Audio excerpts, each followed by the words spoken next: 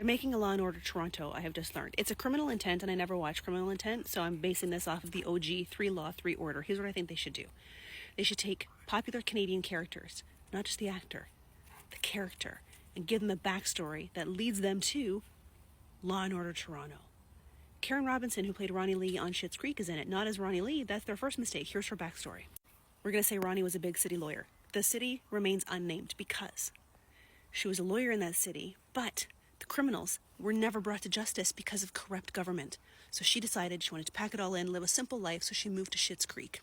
Fast forward a few years later, one of her friends in Toronto is a victim of a crime. She does not get justice for that crime, so Ronnie decides, I need to get back in the game, because she does give off district attorney energy. District Attorney Ronnie Lee. Detective Joey Jeremiah. After graduating from Degrassi High, the Zit Remedy saw some local success. Maybe they played some shows at Hooterville Station in Brampton.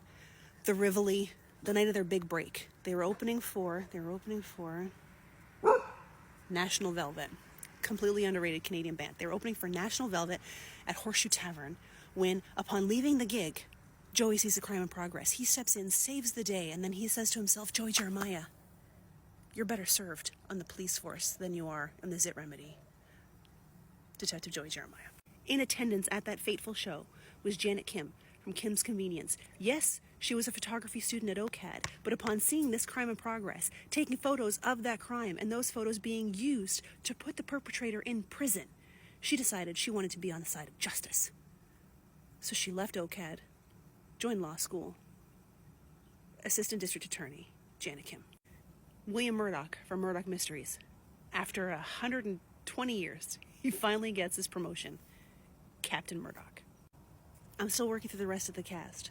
I do know Dr. Lauren Lewis escaped her supernatural overlords from Lost Girl to become the chief medical examiner. That I know for sure. And I think Gina Falcone, let's forget that she's a toddler and a cartoon for a second, but if Gina Falcone grows up and decides to use her powers for good instead of evil, she will be the psychiatrist.